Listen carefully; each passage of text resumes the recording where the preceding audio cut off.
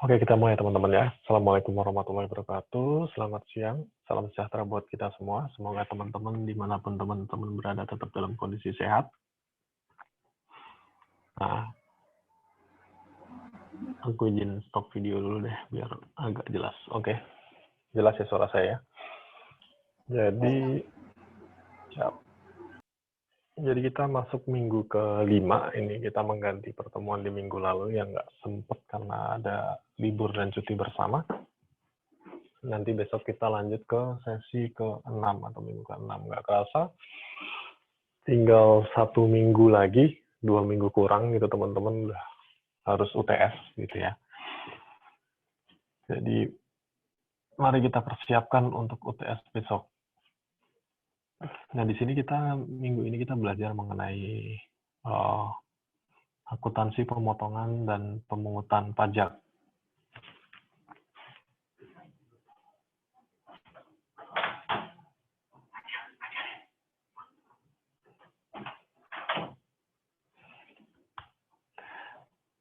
Ya, jadi seperti recall pelajaran kita di minggu ke-1 ya, masalah penghasilan.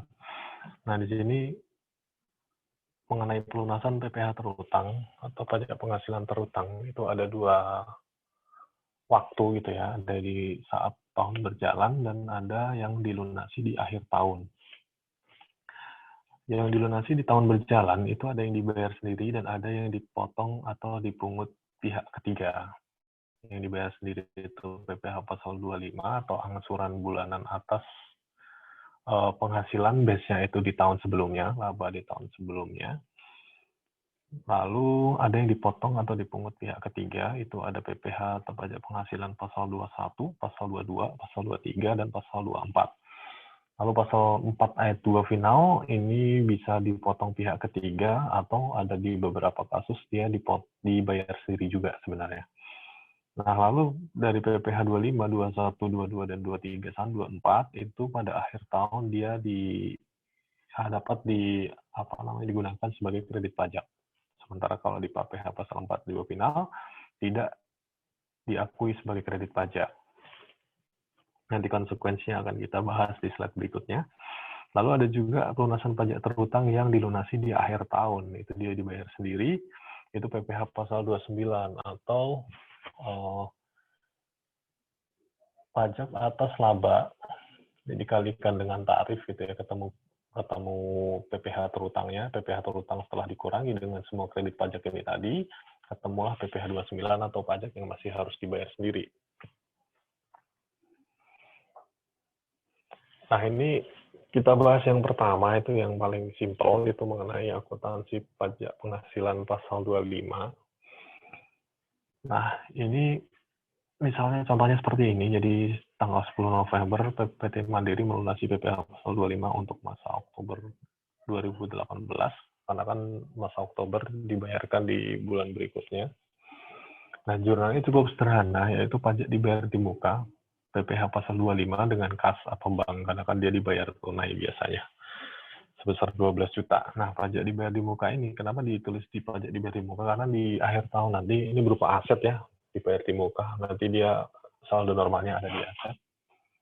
Nah, itu pajak dibayar di muka ini, dia nanti akan diperhitungkan sebagai kredit pajak di akhir tahun.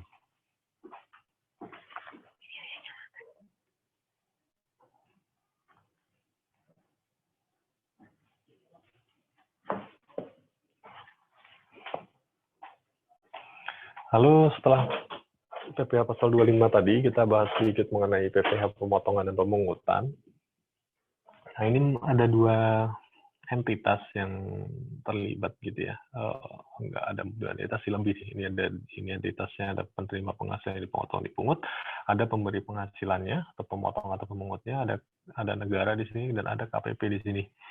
Nah, penerima penghasilan atau yang memberikan jasa atau memberikan atau menyerahkan barang itu menerima penghasilan dari pemberi penghasilan. Jadi dia memberikan penghasilan atas transaksi yang dilakukan. Nah, pemberian penghasilan ini dipotong PPh-nya oleh pemotong atau pemungut ini. Sebagai bukti pemotongan PPh ini, si pemotong atau pemungut ini dia memberikan bukti potong kepada penerima penghasilan. Nah, atas PPh yang dipotong atau dipungut itu oleh pemberi penghasilan, dia mempunyai kewajiban untuk menyetorkan ke kas negara. Lalu dia juga punya kewajiban untuk melaporkan atau pemotongan atau pemungutan itu disertai dengan bukti penyetoran ke kas negara itu dalam SPT masa potput atau SPT masa pemotongan atau pemungutan ke KPP. Nah, yang menerima penghasilan ini, dia akan mengakumulasikan selama 1 tahun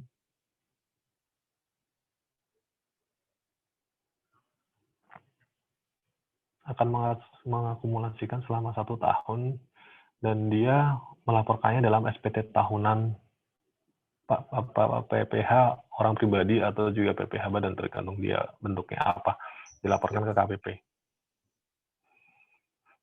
Seperti itu kira-kira proses bisnis atau gambaran pemotongan pemungutan atas penghasilan. Nah, lalu dalam akuntansi potput ini sama seperti kita bahas tadi, ada pihak pemotong atau pemungut dan ada pihak yang dipotong atau dipungut atau yang mempunyai penghasilan. Nah, kalau atas PPh non-final, tadi pasal 21, 22, 23, 24, yang sifatnya non-final, itu oleh pihak pemotong atau yang memotong pajak atas penghasilan itu, dia membukukan sebagai utang pajak, karena dia punya kewajiban untuk menyetorkan di akhir periode. Sementara untuk pihak yang dipotong atau dipungut atau yang punya penghasilan, dia dibukukan sebagai pajak dibayar di muka, sebagai aset, karena nanti dia dapat mengkreditkan di akhir tahun. Lalu atas PPh final, itu pihak pemotong dan pemungut sama, dia tetap membukukan sebagai utang pajak, karena nanti dia tetap akan harus punya kewajiban menyetorkan ke kas negara. Sementara untuk pihak yang dipotong dipungut, dia langsung dibebankan kepada current tax expense atau beban pajak kini. Jadi dibebankan langsung di laba rugi, karena dia tidak bisa diperhitungkan sebagai kredit pajak di akhir tahun. Jadi bisa langsung dibebankan saat terjadinya. Nah, ini kita belajar jurnal-jurnalnya. Ini sebenarnya cukup simpel, hanya mengikuti saja. Sebelum kita belajar mengenai jurnalnya, kita harus paham dulu kapan terutang PPh pasal 21, jadi pasal pengakuannya. Nah, saat terutang PPh pasal 21 itu yaitu pertama saat pembayaran atau saat terutang penghasilan yang menjadi objek pemotongan, tergantung mana yang terjadi terlebih dahulu. Kalau ada pembayaran duluan, ya otomatis dia harus dipotong pada saat itu. Sementara kalau belum ada pembayaran, misalnya by kredit misalnya, nah seperti itu dia pada saat terutangnya penghasilan yang menjadi objek pemotongan, misalnya pada saat selesainya pekerjaan yang menjadi objek PPh pasal 21. Ini aturannya ada di Per 16 tahun 2016, Per Dirjen 16 tahun 2016. Nah, ini contoh jurnalnya. Jadi misalnya PT Enjoy melakukan pembayaran gaji kepada pegawai tetap, gitu ya, gaji pokoknya 165 juta, lalu iuran dana pensiun yang dibayar pegawai 2.500.000, PPh yang dipotong 1.750.000. Nah, jurnalnya ketika terjadinya beban atau saat terutangnya PPh pasal 21 itu, oleh perusahaan ini yang memotong, dia membebankan dalam beban gaji sebesar 165 juta. Sementara ketika iuran dana pensiun itu juga ikut dikolek oleh si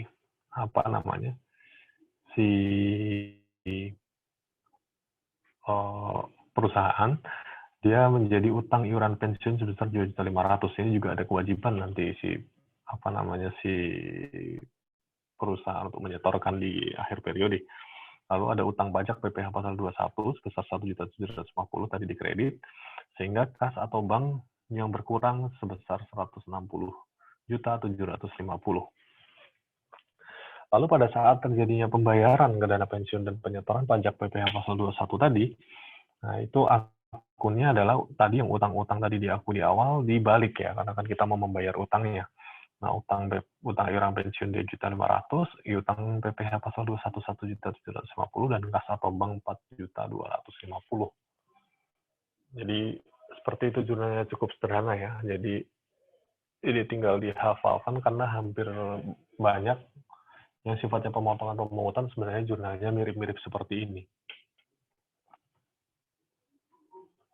Ada contoh lagi ini PT Oke Jaya, dia melakukan pembayaran gaji kepada pegawai tetap. Jadi gaji pokoknya 200 juta, tunjangan transport 20 juta, tunjangan makan 20 juta, sehingga jumlah penghasilan bruto yang dibayarkan kepada pegawai tetap itu 240 juta. Lalu ada premi asuransi jam sostek yang dibayar oleh PT Oke Jaya, itu untuk JKK, asuransi kecelakaan kerja 480.000, JKM atau asuransi kematian 600.000. Lalu iuran dana pensiun itu sebesar 8.880.000 yang dibayar pegawai 4 juta, sisanya dibayar oleh perusahaan tentunya. Lalu iuran pensiun 5 juta dibayar oleh pegawai 2.500.000, sisanya dibayar oleh perusahaan sebesar 2.500.000 juga. Lalu ada PPh yang dipotong oleh PT Oke Jaya sebesar 6.275.000. Kita lihat jurnalnya seperti apa. Sama seperti tadi, jadi pertama dibebankan dulu 240 juta ini atas pembayaran, mohon maaf saya kembali dulu, atas pembayaran bruto penghasilan pegawai tetap. Lalu juga di sini ada biaya asuransi, gitu ya, biaya Astek. Astek itu yang ini, yang iuran jaminan hari tua, itu yang menjadi beban dari, Astek itu ini yang jam sostek yang dibayar oleh PT Oke Jaya sebesar 1.080.000 itu di sini. Lalu ada beban THT dan pensiun itu yang dibayar menjadi bagian dari perusahaan, itu langsung dibebankan pada saat terjadinya. Jadi ini dan juga ini yang menjadi beban perusahaan. Lalu yang menjadi beban karyawan dan dipungut atau dipotong atau dipungut lebih tepatnya oleh perusahaan itu diakui di sini, gitu ya, di bagian utang. Jadi ada utang 1.080.000, utang iuran pensiun 13.880.000, dan utang pajak yang tadi 6.275.000, sehingga kas atau bank yang dibayarkan pada saat itu sebesar 227.000 sekian, 227 juta sekian. Nah, ini kalau pajak itu ditanggung oleh karyawan. Jadi si pemberi kerja hanya memotong saja.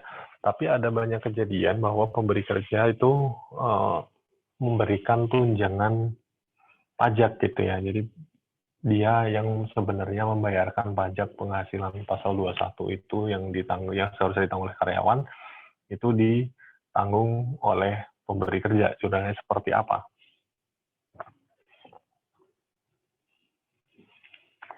Jurnalnya sama, jadi beban gaji, Astek, THT pensiun nggak ada bedanya, cuma di sini ada beban pajak karena dia membayarkan pajak yang seharusnya dipungut dari karyawan 627.500. Lalu tetap utang Asteknya sebesar 1.080.000. Ini juga sama, utang iuran pensiunnya dan utang PPh pasal 2 juga sama. Pembedanya hanya di sini karena ini adalah artinya bahwa PPh yang harusnya ditanggung oleh karyawan itu ditanggung oleh pemberi kerja, sehingga kasnya bertambah yang harus dibayarkan menjadi 233 juta sekian. Jadi kalau tadi ditanggung, nah ini ada lagi kasus ketiga, itu menjadi tunjangan pajak. Kalau tunjangan pajak, berarti PPh tadi itu yang dibayarkan, itu menjadi penghasilan bagi karyawan, gitu ya. Jadi kalau ditanggung perusahaan itu dia tidak menjadi penghasilan. Sementara kalau menjadi tunjangan pajak itu menjadi penghasilan bagi karyawan. Makanya di sini paling noticeable adalah beban gaji dia bertambah 6.275.000 sebesar pajak penghasilan yang ditanggung. Kan tadinya cuma 240 juta di sini ya. Dia bertambah menjadi 246.275.000 beban gaji yang dibayarkan kepada karyawan. Astek nggak berubah, THT pensiun nggak berubah, ini juga tidak berubah. Yang berubahnya kas atau bank 233.500. Nah, kas atau bank yang keluar ini, kalau teman-teman notice, ini sama nilainya dengan yang dibebankan, jika pajaknya ditanggung oleh perusahaan. Pembedanya hanya di sini saja. Dan di sini dia menjadi beban gaji semuanya. Dan di karyawan tentunya dia harus mengakui penghasilan sebesar totalnya 246.275 instead of 240 juta. Itu untuk PPh pasal 21, cukup sederhana ya mudah-mudahan. Tapi 21 nggak terlalu banyak intriknya sih, jadi teman-teman agak lebih mudah sih untuk jurnalnya. Lalu di jurnal PPh pasal 22 kita lihat dulu saat terutangnya kapan sih. Karena PPh pasal 22 itu cukup banyak ya itemnya, cukup banyak melibatkan banyak pihak dan itu berbeda-beda. Yang pertama ketika terjadi impor barang, itu PPh pasal 22-nya harus dilunasi, terutang dan dilunasinya itu bersamaan dengan pembayaran biaya masuk. Nah, kalau pembayaran biaya masuknya itu ditunda atau dibebaskan, PPh pasal 22 itu terutangnya dan harus dilunasi pada saat penyelesaian PIB atau pemberitahuan impor barang dari dokumen dari bea cukai. Itu untuk impor. Lalu untuk pembelian barang oleh instansi pemerintah, itu terutang dan dipungutnya itu pada saat pembayaran. Gitu ya, pada saat pembayaran. Karena kadang-kadang pembayarannya di belakang gitu ya, tapi barang diserahkan duluan. Nah, itu terutang dan dipungutnya PPh pasal 22 bukan pada saat barang diserahkan, tapi pada saat dipungut pada saat pembayaran. Terutangnya dia sebenarnya nggak saat pembayaran, tapi pada saat ada penagihan sih sebenarnya. Makanya memang untuk untuk transaksi kepada pemungut ini merupakan hal yang khusus. Mungkin nanti kita bisa bahas di belakang. Lalu ada pajak penghasilan pasal 22 atas penjualan hasil industri semen, kertas, baja, dan otomotif, terutangnya dan dipungutnya pada saat penjualan. Lalu atas bahan bakar minyak, gas, dan pelumas itu dipungut pada saat penerbitan surat perintah pengeluaran atau DO, biasanya dikenal DO di situ. Nanti bisa sebelum penyerahan atau setelah penyerahan DO itu, tapi terutangnya itu pada saat dokumen DO itu diterbitkan. Lalu atas pembelian barang-barang dari pedagang pengumpul itu pada saat pembelian. Hal yang sederhana sama dengan prinsip akuntansi pada umumnya. Nah, ini contohnya ketika terjadi impor.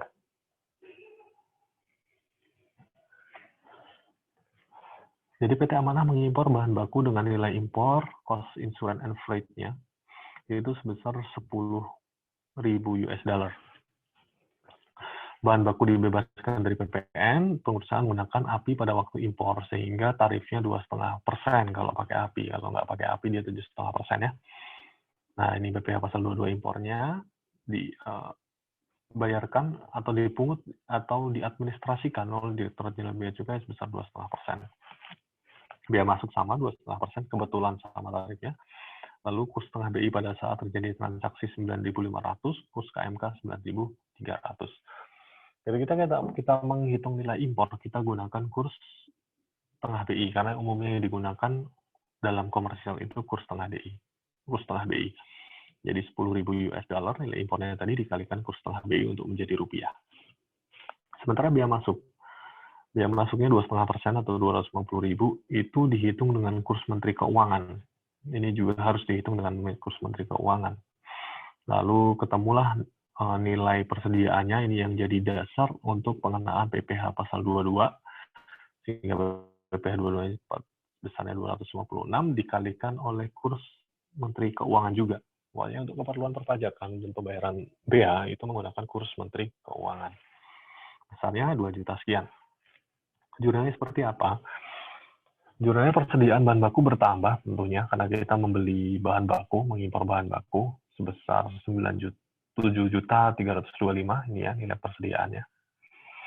Lalu ada pajak dibayar di muka PPh 22 sebesar 2.300 sekian sesuai dengan ini juga.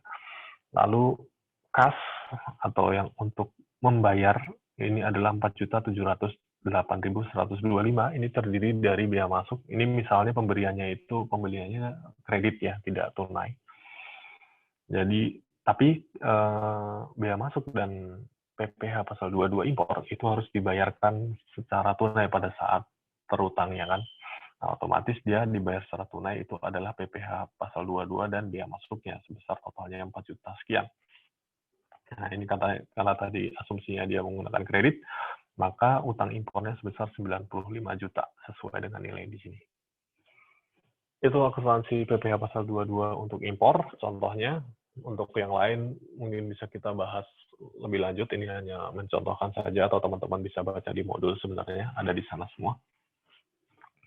Lalu kita masuk ke jurnal PPh pasal 23. Kembali saat terutangnya kapan? Yang pertama pada saat pembayaran, atau pada saat disediakan untuk dibayarkan, itu misalnya dividen. Baik untuk perusahaan go public atau perusahaan tidak go public. Ketika dia membayar dividen, biasanya dia diumumkan, ketika diumumkan dalam RUPS atau dan lain sebagainya, itu disitulah pada saat terutangnya PPh pasal 23, karena dengan diumumkan itu sudah disediakan untuk dibayarkan. Lalu atau terutang pada saat jatuh tempo pembayaran penghasilan, misalnya bunga atau sewa, karena kan sewa itu bisa multi years ya, bisa akhir tahun, bisa lebih dari satu periode. Nah, itu jatuh tempo pada saat pembayaran penghasilan yang ditentukan dalam kontrak atau perjanjian atau faktur. Royalti, jasa teknik, jasa manajemen, atau jasa lainnya juga sama. Nah, itu mana yang terjadi lebih dahulu? Mana apakah pembayaran dulu, disediakan dibayar dulu, atau jatuh tempo pembayaran penghasilan? Atau saat yang ditentukan pada saat kontrak. Nah, di situ saat terutang PPh pasal 23. Diatur di PP nomor 294 tahun 2010. Ya, ini contohnya. Misalnya PT D5 ini selain dia juga ternyata sudah dikukuhkan sebagai PKP, PT D5 ini melakukan atas jasa reparasi mesin kepada PT Apple Teknik PKP juga sebesar 10 juta belum termasuk PPN. Nah, hitung-hitungannya berarti 10 juta ini menjadi dasar pengenaan pajaknya, maka PPh pasal 23 atas jasa teknik ini, jasa reparasi mesin ini kan kena 2%, maka 2% dari jumlah bruto, yaitu 2% kali 10 juta, itu 200.000. Nah, karena karena D5 dan Apple Teknik ini PKP, sama-sama PKP, maka PT Apple Teknik akan memungut PPN sebesar 10% dari nilai transaksi, itu 10 juta, 1 juta, gitu ya. Jurnal yang dilakukan oleh PT D5 ini sebagai orang yang melakukan pembayaran, yang memotong PPh pasal 23,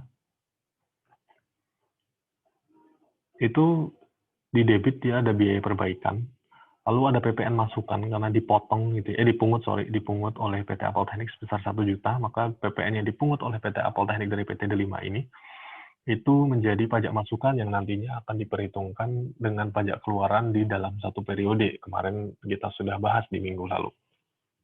2 minggu yang lalu maksudnya.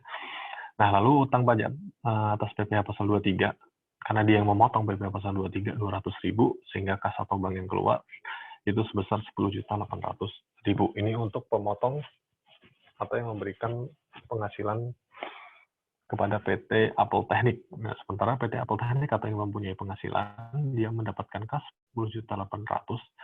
Bukti potong 200.000 tadi itu menjadi pajak dibayar di muka, gitu. Lalu penjualan diakui 10 juta dan dia mempunyai kewajiban pajak keluaran, atau di sini bisa ditulis pajak keluaran atau bisa ditulis juga utang pajak keluaran, sama saja. Ini yang jelas ini adalah akun kredit gitu ya, sebesar 1 juta.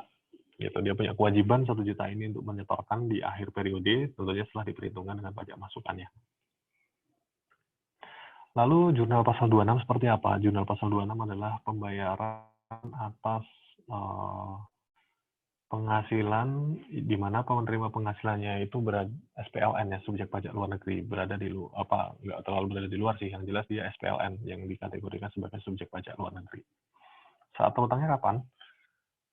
Sama dengan 23, karena biasanya objek PPh pasal 26 itu mirip dengan pasal 21 dan pasal 23, maka yang terutang sama gitu ya. Jadi pada saat pembayaran, pada saat disediakan untuk dibayar, atau pada saat jatuh tempo dan saat yang ditentukan dalam kontrak.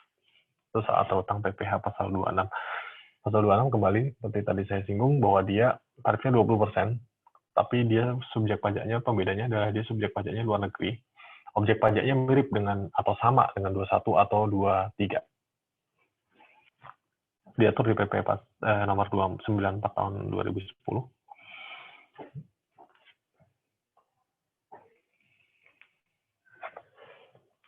Contohnya seperti ini. Jadi di bulan Januari, di tanggal 18, PT Glodok memanfaatkan jasa perbaikan jaringan IT dari Coming asal Australia. Ini sebagai subjek pajak luar negeri. Nilai penggantian jasanya itu 50.000 US dollar. Kurs Menteri Keuangan pada saat transaksi 9.000, kurs tengah BI 9.200. Sama dengan halnya tadi yang ketika kita bahas masalah impor, maka biasanya, ini kita asumsikan, di soal biasanya dituliskan bahwa untuk komersial dia akan dihitung menggunakan kurs tengah BI. Tapi kalau tidak ada, kita asumsikan dia dihitung dengan kurs tengah BI. Jadi biaya atau beban jasa 50.000 itu dikalikan kurs tengah BI untuk mengetahui nilai rupiahnya. PPh pasal 26 kembali untuk perhitungan pajak penghasilan dia memakai kurs Menteri Keuangan. Ini 20% ya. 9.000 untuk mengetahui nilai rupiahnya sehingga terutang ke Kominc-nya. Karena ini kan dipotong oleh yang memberikan penghasilan yang ada di Indonesia gitu. Maka yang terutang ke Kominc cuma 40.000 itu, terus PPN-nya itu adalah 5.000, 10% dari beban jasa yang diakui di awal, dikalikan kembali dengan nilai kurs Menteri Keuangan untuk mengetahui nilai rupiahnya. Dengan nilai-nilai ini coba kita masukkan ke dalam jurnal. Jurnal ini dibebankan di biaya atau beban perbaikan 460 juta. Lalu dia ada PPN juga gitu ya. Karena kan PPN yang kita pungut dari dari si si Kominc ini menjadi pajak masukan kita sebesar 45 juta, tapi dia juga berkewajiban menyetor karena dia kan sebagai pemungut PPN sebesar 45 juta, makanya di sini utang pajak PPNJLN itu 45 juta. Nah, ini nanti harus disetorkan di akhir periode. Sementara yang ini akan diperhitungkan dengan pajak keluarannya dia. Jadi seakan-akan memang tidak ada uang keluar ya, tapi nanti ada pembayaran dulu, baru nanti pembayaran itu dikreditkan lagi gitu. Ada juga utang, tadi kita motong PPh pasal 26, yang harus kita setorkan di akhir periode 90 juta, sehingga utang usahanya sebesar 370 juta, sesuai dengan nilai di sini. Jurnalnya kira-kira seperti itu untuk PPh pasal 26. Nah, apabila Kominc itu mensyaratkan US dollar 50.000 itu nilai neto yang diterima setelah dipotong pajak, maka ada dua alternatif yang bisa diambil oleh PT Glodok. Yang pertama, dia menanggung PPh pasal 26-nya, dengan konsekuensi dia nggak bisa dibebankan secara fiskal, karena pajak penghasilan itu kan bukan termasuk biaya yang dapat dikurangkan dalam menghitung dari penghasilan kena pajak untuk menghitung PPh terutangnya. Atau juga dia dapat melakukan metode gross up untuk melakukan PPh agar PPh pasal 26-nya dapat dibebankan.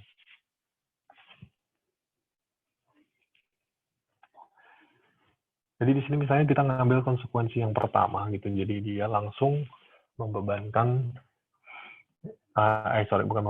dia menanggung PPh pasal 26-nya. Maka di sini ada beban perbaikan sebesar 460 juta. Saya kembali dulu ke slide awal gitu ya, tetap dia diakui sebesar 460 juta di sini. Lalu ada pajak masukan sama juga tadi 45 juta, bedanya hanya di sini. Ada beban pajak kini. Jadi dibebankan langsung di laba rugi sebesar 90 juta. Ya sama semua gitu ya dengan yang tadi kita bahas di contoh sebelumnya. Bedanya nanti di akhir tahun ada rekonsiliasi karena beban pajak kini PPh pasal 26 ini tidak boleh dikurangkan dari penghitungan penghasilan kena pajak, sehingga di akhir tahun dia dilakukan rekonsiliasi. Beban pajak kini yang tadinya dibebankan 90 juta harus dikoreksi positif, sehingga bebannya nanti berkurang sebesar 90 juta, dengan kata lain labanya akan bertambah 90 juta. Seperti itu jika dia yang menanggung PPh pasal 26.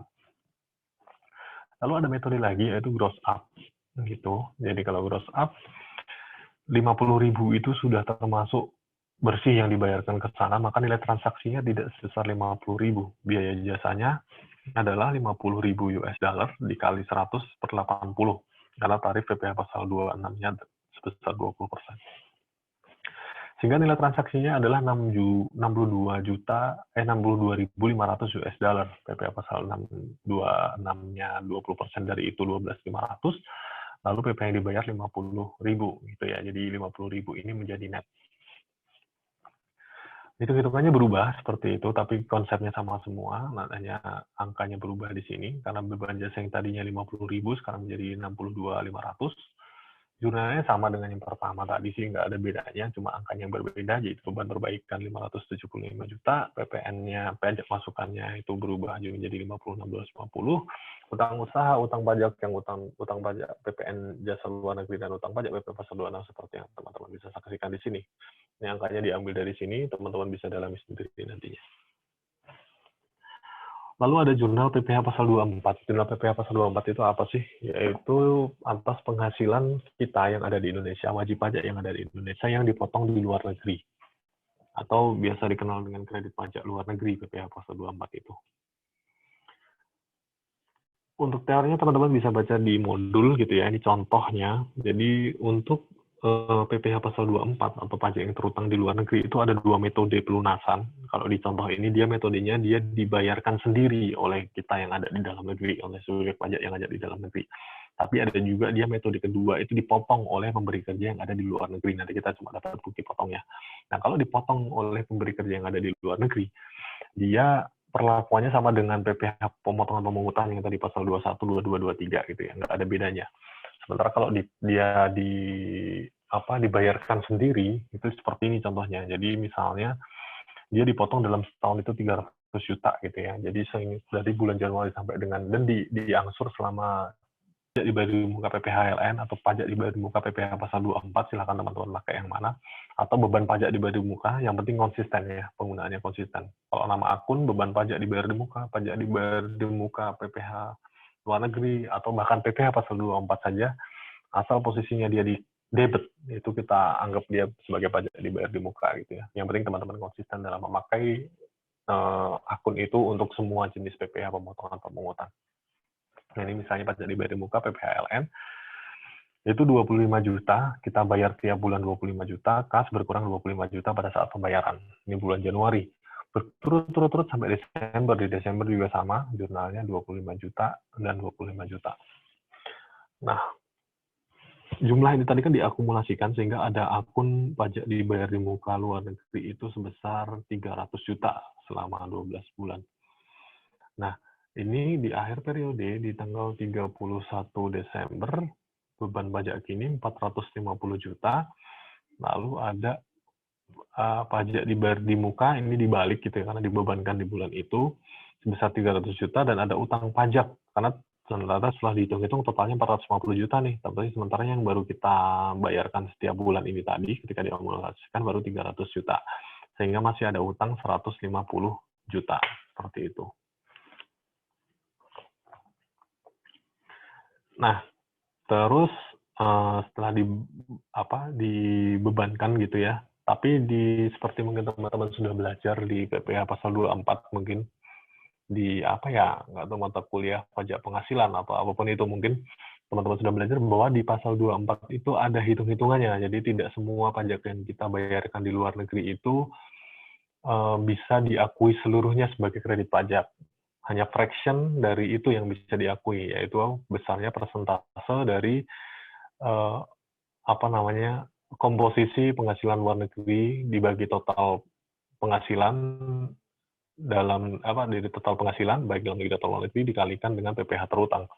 Nah, ini misalnya fraction-nya itu adalah katakanlah yang boleh dibebankan sebagai pajak.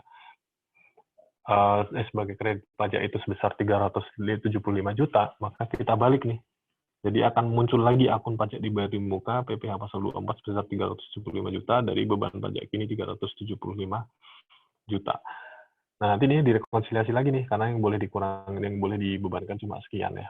Nah, ini nanti beban pajak ini diperhitungkan dengan pajak dibayar di muka yang lain. Pajak dibayar di muka pasal 24 ini dengan lain yang pasal 23, 21, 22 untuk mengurangi PPh terutang yang atas perusahaan itu di tahun itu. Jadi misalnya nanti ada beban pajak kini, nanti jurnal berikutnya adalah beban pajak kini. Kalau di sini pajak dibayar di muka PPh pasal 21, pajak dibayar di muka PPh pasal 22, 23, 24, 25, dan lain sebagainya. Seperti itu. Ada jurnal terusannya yang merupakan jurnal pembebanan pajak terutangnya yang pada tahun itu.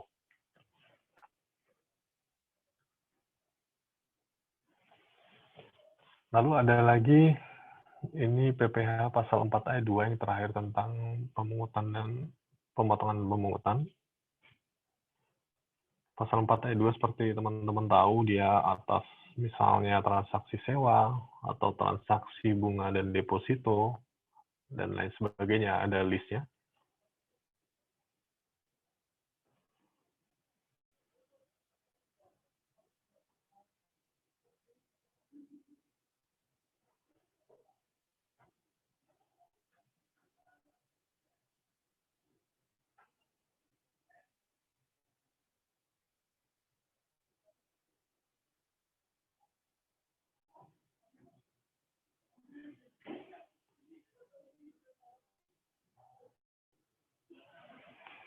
Nah, ini contohnya gini, jadi ada PT Makin Maju, dia melakukan pembayaran sewa gedung kepada PT Semoga Maju sebesar 50 juta, PPh finalnya tarifnya 10% untuk sewa gedung.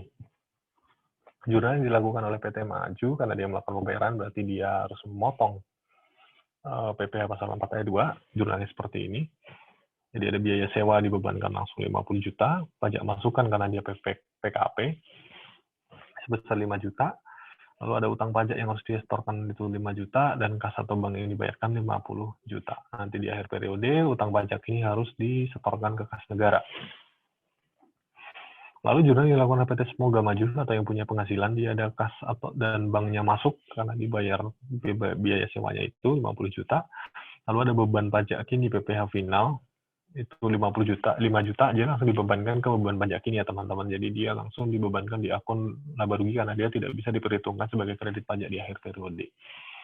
Lalu ada pendapatan sewa diakui sebesar, ini terbalik. Jadi pendapatan sewa diakui sebesar 50 juta seharusnya, lalu pajak keluaran diakui sebesar 5 juta. Nah, terakhir, data tadi belum terakhir, ada PPh pasal 26 ternyata. Nah, PPh pasal 26 atau pajak penghasilan yang yang terutang kepada subjek pajak luar negeri tadi. Ini udah ya kayaknya. Sebentar. Iya sudah kok. Jadi tidak perlu kita bahas lagi. Nah, lalu terakhir adalah dia ada jurnal penghitungan PPh pada akhir tahun. Seperti tadi saya bilang, jadi di akhir tahun itu kita hitung PPh terutangnya berapa. Jadi PKP penghasilan kena pajak dikurangi dengan dikalikan tarif ketemu PPh terutang, lalu PPh terutang itulah yang ini namanya beban pajak kini, PPh badan, ini PPh terutang. Jadi PKP dikalikan dengan tarif, penghasilan kena pajak dikalikan dengan tarif. Nah, ini dikurangi dengan semua kredit pajak yang sudah kita bayarkan dalam waktu 1 tahun itu. Jadi misalnya di sini ada pajak bayar muka pasal 22, 23, 24, 25 gitu. Sehingga selisihnya dari PPh terutang dengan kredit pajak itu namanya utang pajak PPh pasal 29 yang nantinya harus disetorkan. Nah, ini kan karena dia PPh badan, nanti dia disetorkan paling lambat itu sebelum penyampaian SPT tahunan PPh badan, which is tanggal 30 April. Ini misalnya tanggal 15 April, dia disetorkan ke kas negara, yaitu utang pajak yang di sini ada 45 juta, disetorkan ke kas negara, ada kas di sini 45 juta. Kira-kira gitu jurnalnya untuk akhir periode. Kira-kira gitu untuk pemotongan dan pemungutan. Mungkin terlihat banyak jurnalnya, tapi sebenarnya mirip-mirip saja, terutama yang terkait pemotongan pemungutan. Paling bedanya tadi sih antara siapa yang memotong, siapa yang memungut, dan siapa yang menerima penghasilan. Di situ jurnalnya berbeda. Dan juga pembeda jurnalnya adalah ketika dia dibayar sendiri atau dia dipotong pihak lain. Kira-kira gitu teman-teman.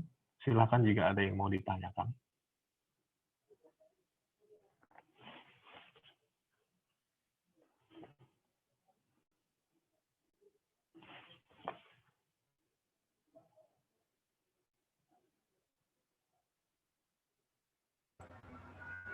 Mau tanya Bang, tapi di luar materi tadi. Boleh, silakan. Kan saya sudah sedang mengerjakan tugas akpor Pak. Bang. Nah, di laporan keuangan itu ada namanya permanen beban deferred pajak. Gitu. Sama yang temporer deferred beban pajak. Nah, Mm-mm. di laporan keuangan PT yang saya lihat itu Mm.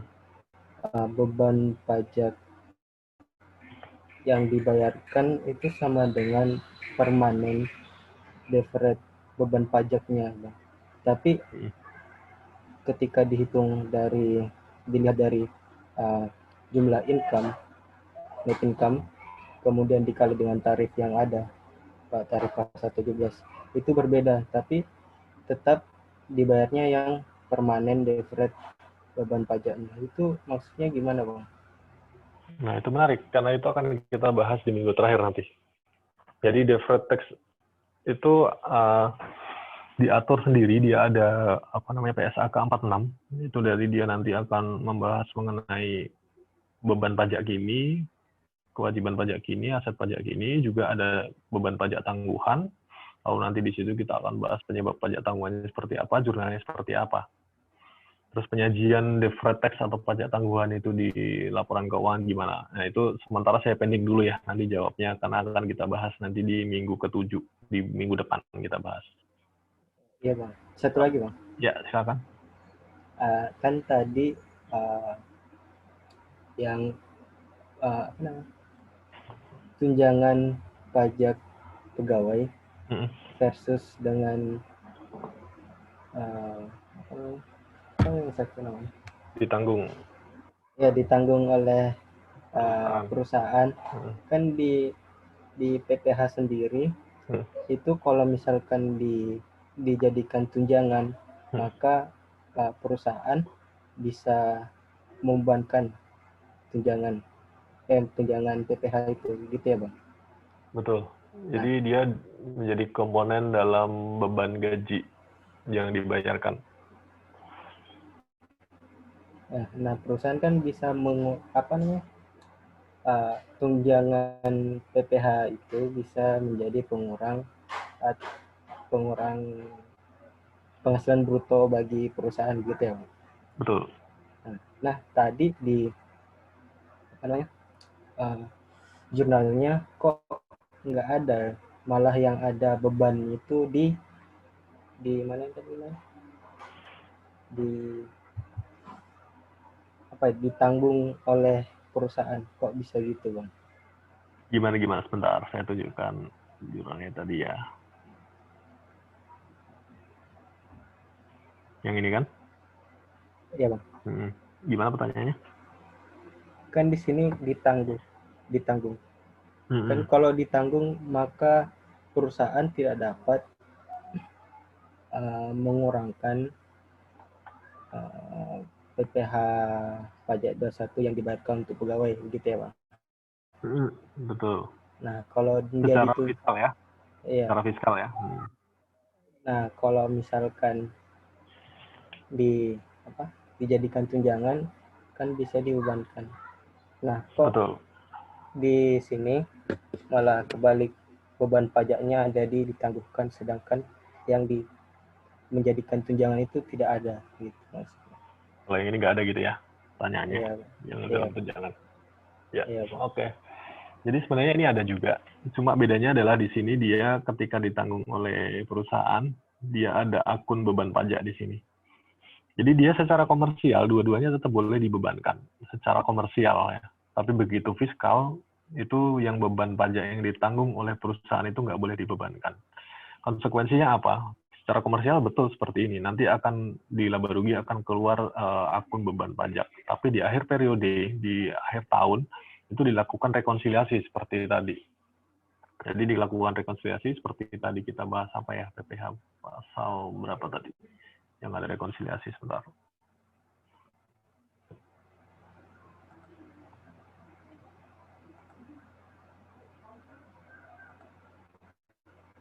Nah, di sini kita bahas pasal 26 tadi. Nah, di sini ketika dilakukan rekonsiliasi, nanti dia dikoreksi. Jadi nilai ini,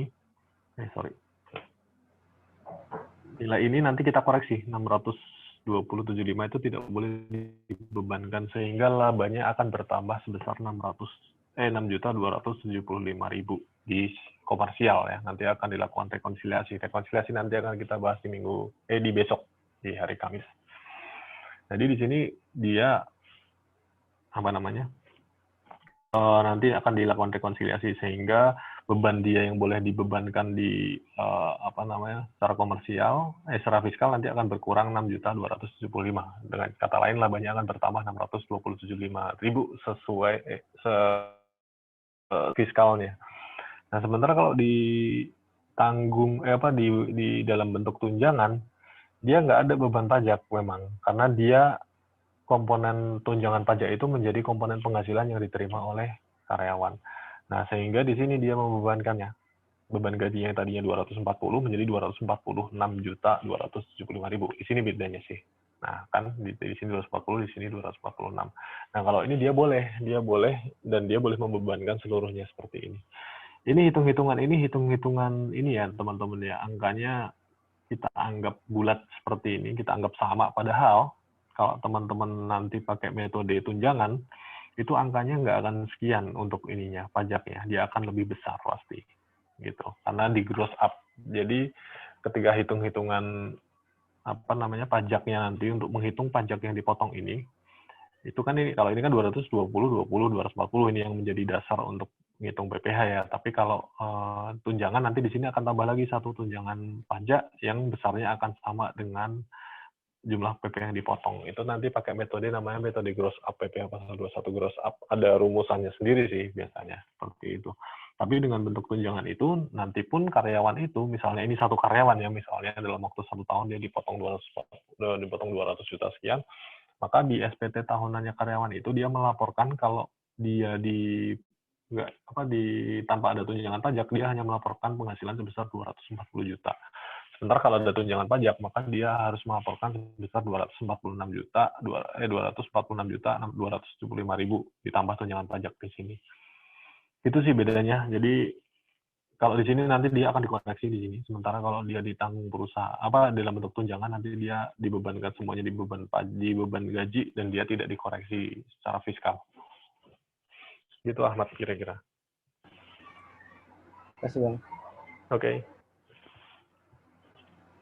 Ada lagi yang ingin bertanya? Izin bertanya, Kak. Siap, Vigo. Kalau misalnya penghasilannya itu yang misalnya kayak berbentuk natura gitu, jurnalnya gimana ya? Bentuk natura? Iya. Naturanya bentuknya apa dulu nih? Nah, misalnya kayak misalnya penghasilannya itu dikasih beras gitu, bahan pokok gitu, gimana? Penjurnalan dari perusahaan yang itu gimana?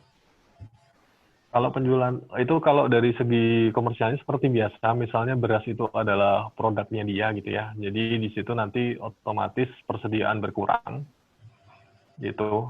Terus pembebanannya mungkin beban beras kepada karyawan atau seperti apa. Seperti itu. Jadi kalau di jurnal secara perusahaan sih dia secara komersial sih tidak ada bedanya gitu ya. Nanti akan keluar jurnal baru.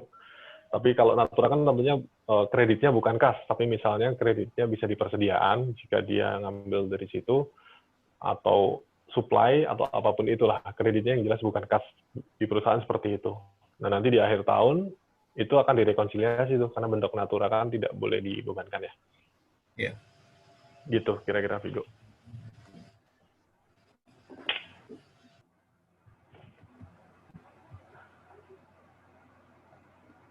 Ada lagi yang berminat bertanya? Izin bertanya. Siap, Kartika. Yang kemarin itu, jadi kalau buat nyatet jurnal PPN, keluaran dibayar pemungut sama PM dibayar kita sendiri itu gimana ya? Oh ya, oke. Oh iya, aku lupa itu untuk diingatkan. Terima kasih. Jadi,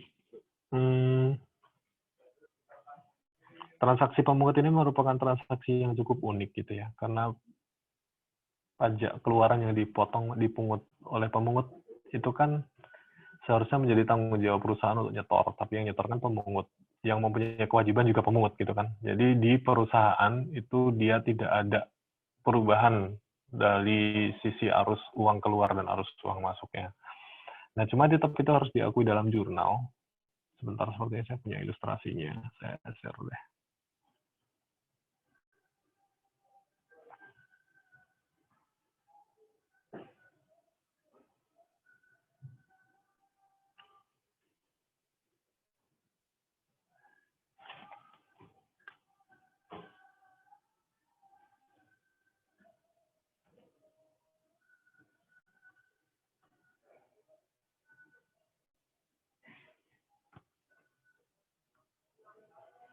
Nah, jadi gini kira-kira.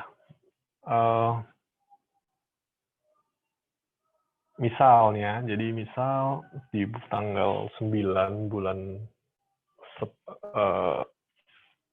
10 September 9/10 itu ada penyerahan gitu tanggal 9 ini tanggal 10 September harusnya. 10 September ada penyerahan BKP kepada pemungut sebesar 100 juta. Lalu tanggal 25 September itu ditagih gitu ya, ditagih. Lalu tanggal 5 Oktober bulan berikutnya, which is itu baru dibayarkan. Jurnalnya seperti apa? Jadi ada 3 periode di sini. Nah, pada tanggal 10 September itu jurnalnya seperti ini. Jadi si perusahaan ini dari sisi perusahaan ya, dia mengakui piutang dan mengakui penjualan pada saat barang diserahkan. Ini secara akuntansi kan seperti itu. Jadi dia mengakui piutang dagang sebesar 100 juta, penjualan 100 juta di kredit. Nah, seperti tadi saya bilang, pemungut itu merupakan merupakan entitas yang unik gitu. Jadi dia pengakuan penghasilannya itu tetap mengikuti akuntansi gitu ya, ketika barang itu diserahkan atau pembayaran dibayarkan mana yang lebih dulu, which is di sini diserahkan terlebih dahulu, tapi pajaknya atau PPN-nya itu baru diakui ketika dilakukan penagihan gitu untuk pemungut itu. Jadi ketika ditagih di tanggal 25 September itu baru PPN itu diakui. Jurnalnya seperti apa? Jurnalnya adalah pajak keluaran dipungut pemungut, terus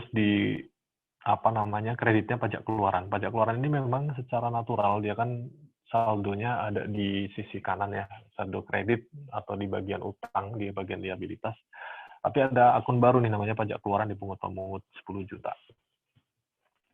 Seperti ini jurnalnya. Jadi hanya mengakui pajak keluarannya karena memang dia tidak membayarkan. Tidak ada pajak yang dibayarkan karena kan dipungut oleh pemungut, which is pemungut itu yang punya kewajiban pajak membayar pajaknya itu, bebannya kan ada di pemungut, cuma dia yang kewajiban untuk menyetorkan juga si pemungut itu, sehingga di perusahaan dia tidak ada arus keluar masuknya, arus uang keluar masuknya, sehingga dia cukup mengakui saja. Lalu pada tanggal 5 Oktober ketika dibayarkan, gitu ya, ketika dibayarkan oleh pemungut, maka ada kas masuk di sana, lalu dia dipotong juga PPh pasal 22 tentunya, gitu kan, karena ini katakanlah pemungutnya itu adalah bendahara pemerintah, which is dia punya kewajiban belanja barang, dia harus memungut PPh pasal 22 juga, gitu ya, contohnya. Nah, di situ ada PPh pasal 22 yang menjadi kredit pajak sebesar 1.500.000, lalu piutang yang tadi diakui 100 juta, kita balik di sini, gitu ya. Nah, gitu. Nanti ini kredit pajak bisa diperhitungkan di akhir tahun, seperti biasa.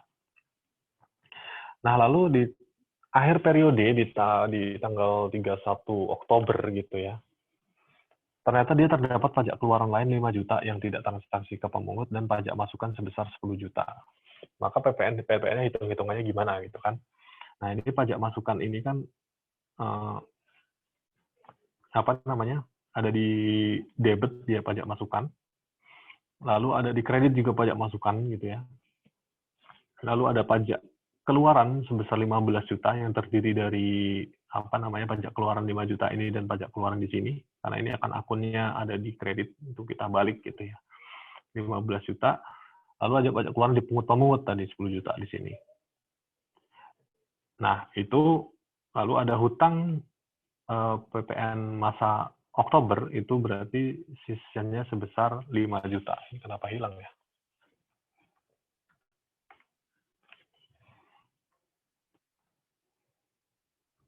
Ya, kira-kira gitu. Jadi, untuk jurnal yang ke pemungut ini sebenarnya hanya nullified aja, akan saling mengeliminasi gitu ya. Nanti di sini cuma sekedar literally dibalik doang gitu, karena kan memang dia tidak ada transaksi arus uang keluar. Dan di sini ketika dapat bulan 5 juta, lalu ada pajak masukan 10 juta, maka dia sebenarnya adalah lebih bayar gitu 5 juta. Maka ini salah, ini sebentar, sorry.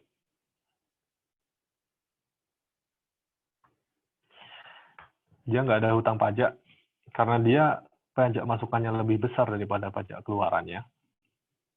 Maka, di sini dia akan masih ada pajak masukan yang dikreditkan di bulan itu hanya sebesar 5 juta. Jadi Izin, Bang. ketika ya gimana? Ada yang belum di ACC, Bang. Oh gitu. Iya. Agnes. Oke, siap. Ya, siap. Makasih, Bang. Jadi di akhir tahun kita tidak lagi memperhitungkan yang dipungut pemungut, kita cuma menghitung berapa total pajak keluaran pajak masukan. Jadi gitu ya.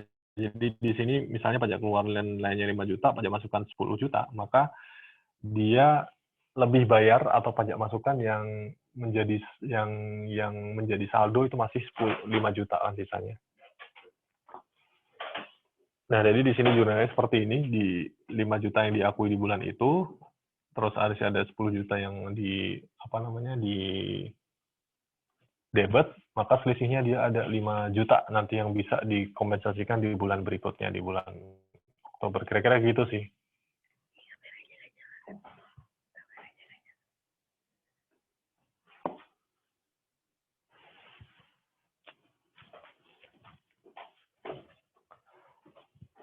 Gitu, Kartika, ada yang masih kurang jelas terkait? Udah jelas, Bang. Kalau yang pajak masukan nanti dicatatnya pajak masukan dibayar sendiri atau utang pajak masukan gitu ya? Bukan utang. Kalau di kasus ini dia pajak masukannya menjadi apa ya? Pajak masukan itu kan dia saldo normalnya ada di debit ya, gitu kan, karena dia akan menjadi kredit di akhir tahun. Kalau ini dia, maka pajak masukan yang ada di debit nanti tinggal 5 juta, yang which is nanti bisa dibuat ngurangin di periode berikutnya atau di bulan berikutnya, seperti itu sih. Karena dia lebih bayar kan kalau di sini konteksnya.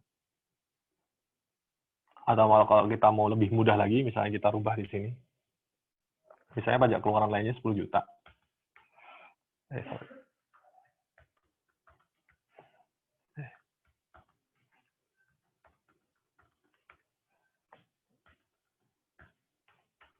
Nah, misalnya kayak gini kita balik. Jadi pajak keluaran lainnya 10 juta, pajak masukannya sebesar 5 juta.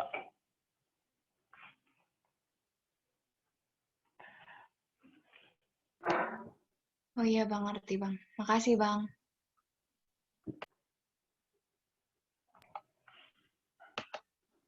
Oke. Kalau sudah ngerti, tidak saya lanjutkan kalau gitu. Jadi,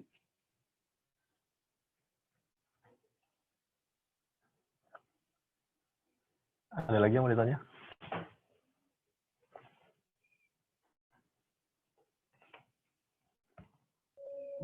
Bang, boleh tanya tentang yang tadi lagi ya?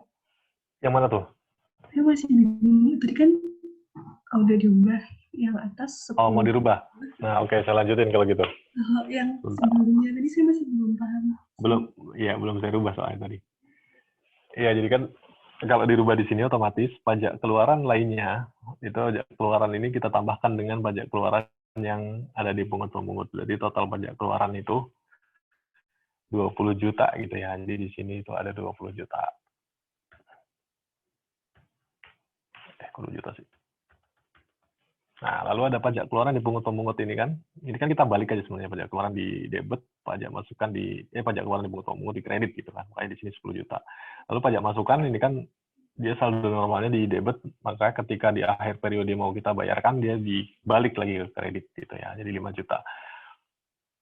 Maka di sini masih ada kurang 5 juta kan. Jadi di sini kurang 5 juta itu berupa utang 50 juta sih. Maka di sini akan keluar akun namanya utang PPN yang harus dibayarkan di periode berikutnya nanti. Di akhir periode gitu ya. Jadi dia harus dibayarkan. Maka nanti jurnal di akhirnya lagi, sebentar.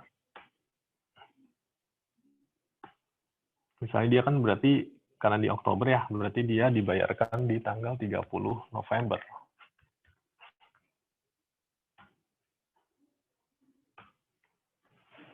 Maka jurnalnya adalah dia utang PPN dengan kas sebesar masing-masing 5 juta. Gitu. lengkapnya. Kalau misalnya kasusnya yang kayak tadi pajak masukannya, pajak keluarannya 5 juta, terus pajak masukannya 10 juta, itu berarti nggak usah nulis utang PPN, terus disesuaiin, dipas-pasin gitu, Bang? Atau gimana? Kalau yang pajak masukannya lebih gede tadi gitu ya. Iya. Ya, berarti kita balik lagi misalnya. Ini 5 juta, ini 10 juta gitu ya. Maka secara hitung-hitungan sebenarnya maka pajak masukan yang dikreditkan di tahun itu betul. Di bulan itu betul dipas-pasin dengan pajak keluarannya. Berarti kan pajak keluarannya 5 juta, maka pajak masukan yang kita bebankan di bulan itu cukup 5 juta saja gitu kan. Jadi hitung-hitungannya jadi seperti ini. Ininya jadi nggak ada, saya pajak keluarannya berarti totalnya adalah 10 juta di sini, 5 juta di sini sama 10 juta di sini gitu ya. Jadi di sini pajak keluaran yang kita balik ke debit itu 15 juta. Lalu ada pajak keluaran dipungut-pungut 10 juta, lalu ada pajak masukan 5 juta gitu ya. Sudah gini aja jurnalnya sebenarnya. Tadi memang jurnal di awal salah sih saya. Nah, tentunya jadi pajak masukan ini kan ini ada di debit ya. Gitu kan? Ini ada di kredit. Saldo normal. Maka ketika di sini pajak masukannya ada kredit 5 juta, maka dia masih ada saldo di situ 5 juta kan. Jadi kan ini 5 juta yang dikreditkan baru 5 juta sehingga di tanggal 31 Desember itu pajak masukannya saldonya misalnya ini kita setelah kita lakukan penjurnalan ini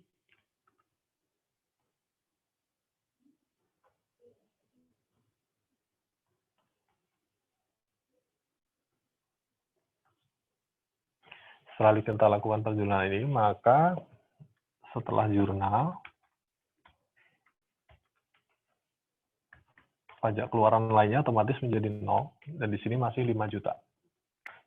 Gitu ya. Masih ada debit pajak masukan 5 juta. Nah, ini nanti boleh diperhitungkan di bulan berikutnya untuk sebagai pengurang pajak keluaran nanti di bulan berikutnya, di bulan November, kalau ini kita bilang di bulan Oktober. Gitu, kira-kira. Itu nanti bisa dipakai di bulan berikutnya cuma sampai 3 bulan atau pokoknya selama masih ada bisa diterusin gitu. Betul, terusin sampai dengan akhir tahun. Di akhir tahun dia biasanya kalau masih ada saldo di akhir tahun dia boleh dimintakan restitusi sebenarnya. Ya, siap. Terima kasih, Bang. Oke, siap.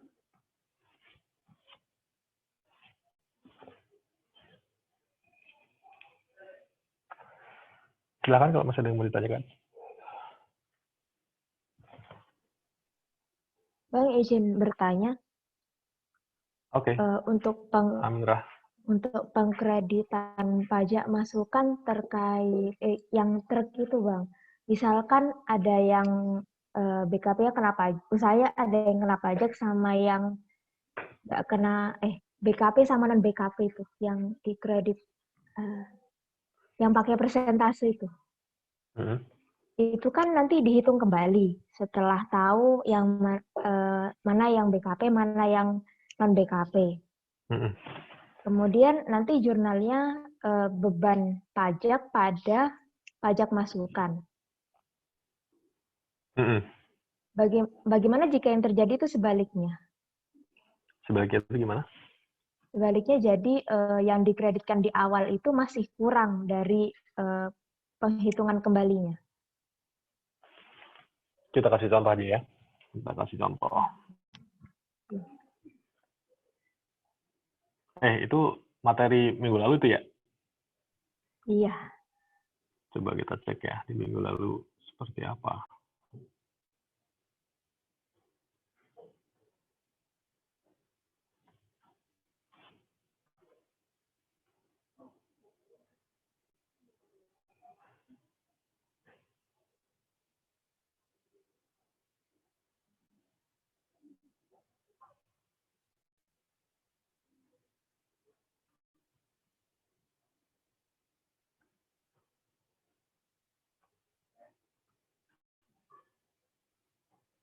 Yang ini kan ya?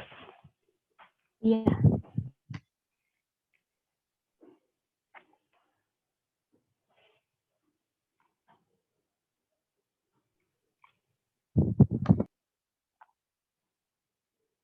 Ya, ini kan menghitung ya itu tadi karena apa ya, biaya yang untuk BKP dan non BKP itu kan ada yang boleh dikreditkan, ada yang tidak boleh dikreditkan gitu ya. Kalau BKP dia boleh untuk menyerahkan BKP dia boleh dikreditkan, kalau non BKP dia nggak boleh dikreditkan. Nah, ini kita hitung dulu kan.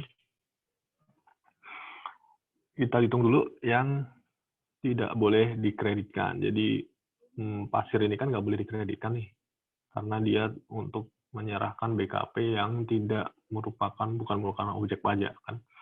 Jadi 4 juta dibagi 12 juta dikali total 25 juta ini PPN atas perolehan truknya dibagi 4 sehingga nggak boleh dikreditkan sebesar 2.083.000 gitu ya. Terus PPN bersama juga sama, kita hitung juga. Ini yang nggak boleh dikreditkan seperti ini. Lalu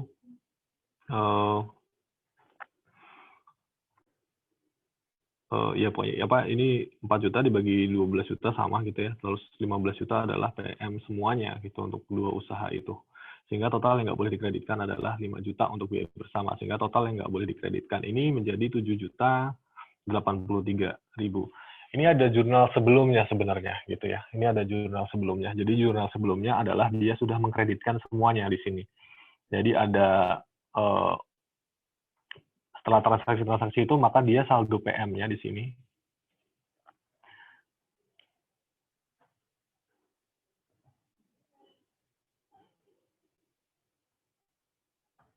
Jadi di sini ada saldo PM, which is dia posisinya ada di debit. Gitu ya. Itu sebesar yang pertama itu PM sebesar 25 juta. Atas pembelian truk. Lalu ada juga PM di situ 15 juta untuk biaya yang digunakan untuk dua penyerahan itu baik BKP maupun BKP. Nah di sini kan setelah dihitung-hitung ini maka kita kurangkanlah intinya pajak masukannya tidak semuanya dari 40 juta ini totalnya berarti 40 juta ya. Itu boleh nanti boleh diperhitungkan di bulan itu sebenarnya gitu loh. Boleh diperhitungkan di bulan itu. Maka yang pertama ini keliru karena bukan 25 juta tapi dia harus disusutkan. Jadi dia dikapitalisasi bahasanya.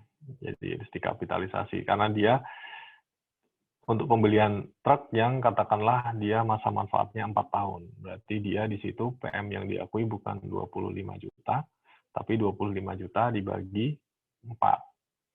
Atau di sini sebesar 6.250.000 untuk di bulan itu.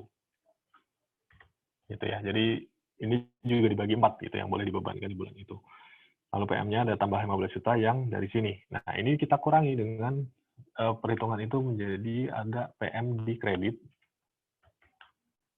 Yang ada di kredit sebesar yang nggak boleh dibebankan, nggak boleh dikreditkan. Bukan nggak boleh dibebankan, nggak boleh dikreditkan, itu sebesar 7.083.000.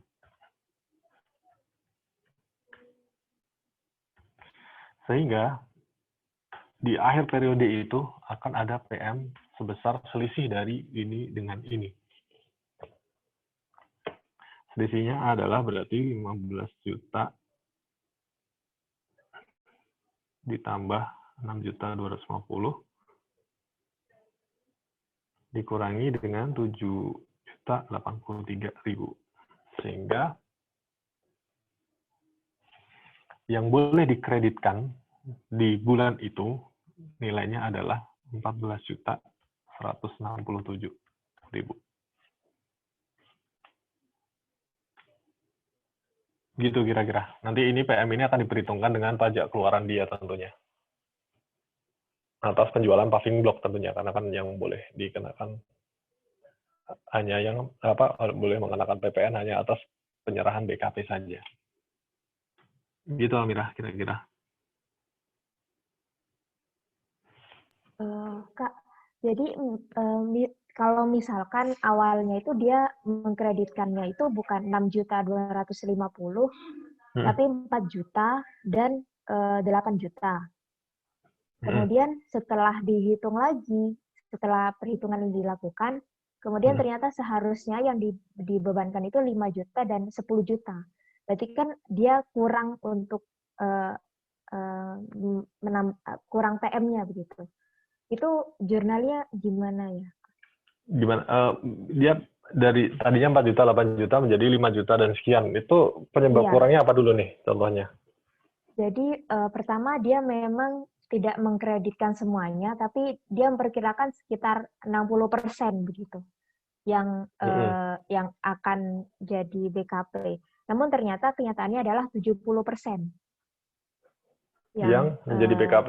Yang menjadi BKP. Sehingga jadi harus ada ditambah begitu PM-nya. Lantas jurnalnya itu yang di bawah ini biaya pajak pada pajak masukan itu gimana gitu? Tinggal dibalik berarti. Berarti kan otomatis tadinya pajak masukannya yang nggak boleh dikreditkan menjadi lebih besar dari seharusnya kan? Yang tidak boleh dikreditkan menjadi lebih kecil dari seharusnya kan? Gitu kan maksudnya? Iya, begitu. Nah, berarti tinggal dibalik saja. Tinggal dibalik saja ketika kita sudah terlanjur menjurnal seperti ini, maka tinggal dibalik. Jadi ada nanti jurnalnya menjadi pajak masukan. Di sini didebet nanti pajak masukan sebesar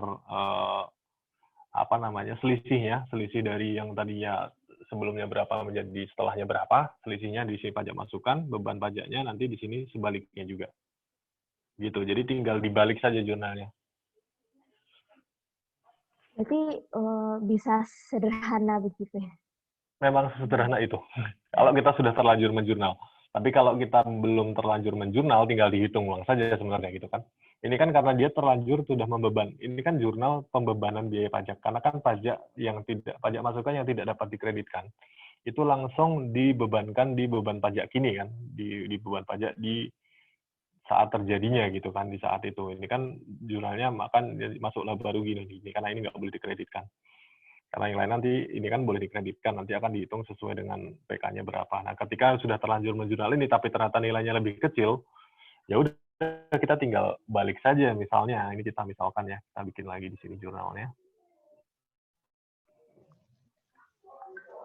Sudah terlanjur bikin seperti itu, terus ternyata nilainya lebih kecil, katakanlah nilainya sebenarnya cuma 5 juta, maka di sini adalah pajak masukan. Lalu di sini ada biaya pajak. Katakanlah nilai akhirnya adalah 5 juta gitu ya, berarti dia tinggal kita balik aja begini. Ya, nanti berarti kan biaya pajaknya adalah debitnya 7.083.000, kreditnya 2.083.000, sehingga saldo biaya pajak itu sebenarnya adalah 5 juta kan. Pajak masukannya juga seperti itu. Saldo yang tidak boleh dikreditkan dia menjadi 5 juta. Ini boleh bikin jurnal lagi gitu ya, di periode dia sadar gitu. Nggak ada masalah. Gitu kira-kira Almira. Baik Bang, makasih. Sama-sama.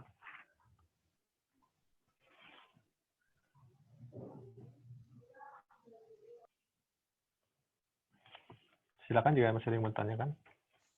Bang, izin bertanya. Oke, Agus. Misal ini terkait materi minggu lalu Bang, PPN.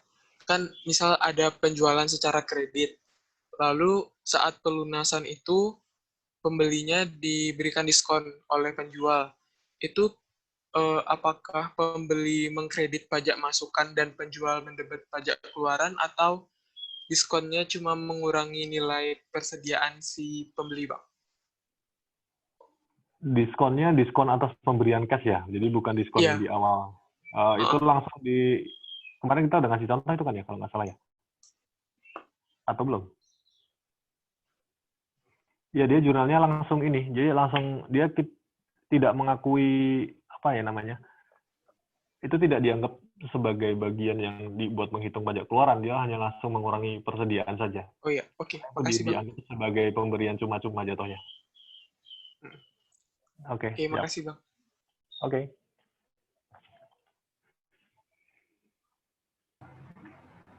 Mau tanya Bang, Silakan.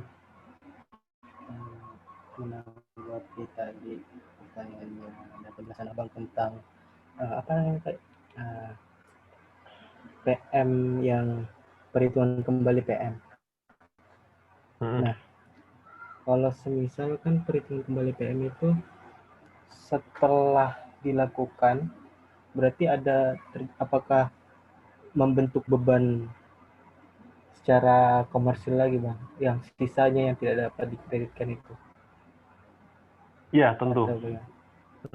Jadi kan seperti tadi contohnya, setelah dihitung-hitung, awalnya kan dia membebankan 7 juta gitu ya, untuk beban pajak atas yang, karena kan ketika kita tahu dia nggak dapat dikreditkan, makanya kita langsung menjurnalnya ke beban pajak, karena kan PM yang tidak dapat dikreditkan itu kan boleh tetap dibiayakan gitu ya. Nah, langsung di apa namanya, di akper nanti kalau kerja soal itu harus dibuat juga gitu maksudnya.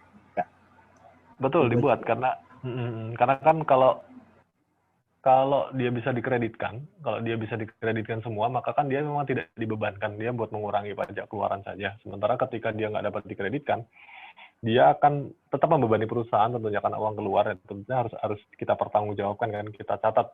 Kalau tidak bisa dikreditkan berarti ada beban pajak di situ gitu kan. Tetap kita buat untuk yang tidak dapat dikreditkan itu. Jadi jurnalnya beban pajak kepada PM yang tidak dapat dikreditkan itu tadi.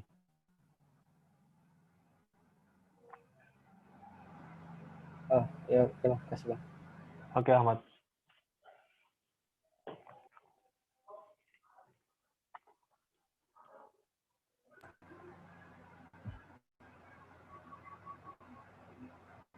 Silakan, ada yang mau ditanyakan lagi? Mau tanya sedikit Bang. Silakan, Ahmad. Tentang akuntansi perpajakan ini base-nya dari apa namanya, akuntansi perpajakan secara komersil, maksudnya secara komersil dia tidak mempengaruhi atau hanya secara pajaknya dia mempengaruhi gitu ya Bang? Akuntansi pajak penghasilan itu kan diatur di SAK juga sebenarnya.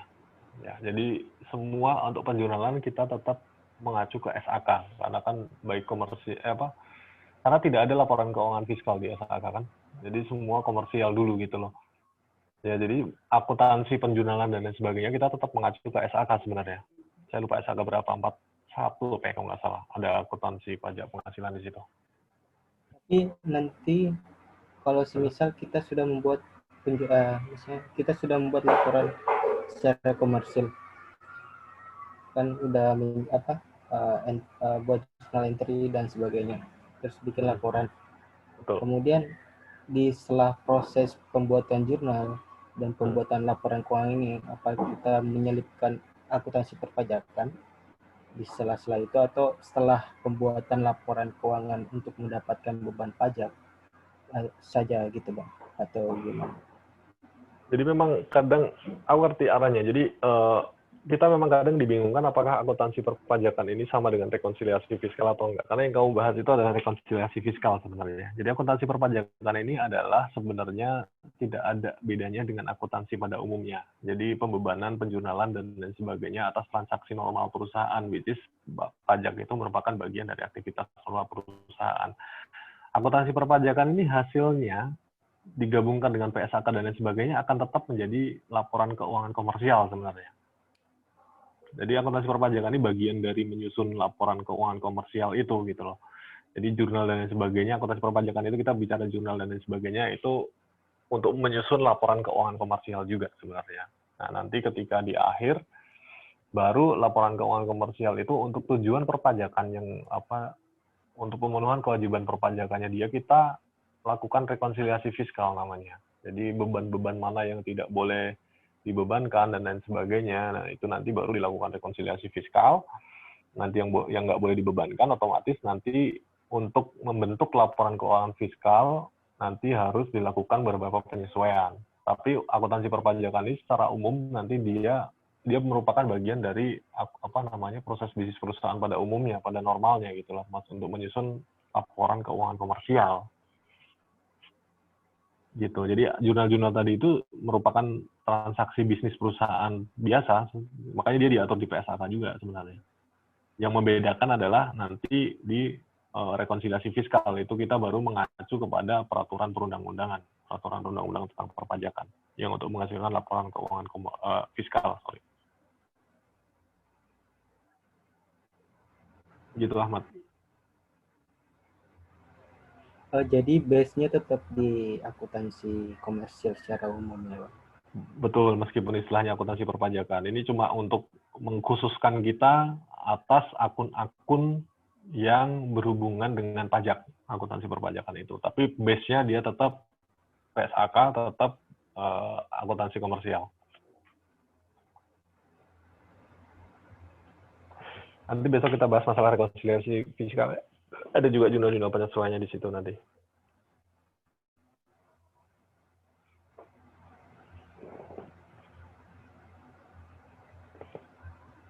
Oke, silakan jika masih ada yang mau ditanyakan.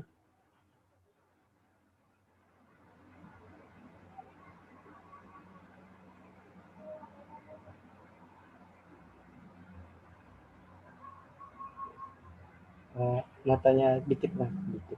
Silakan.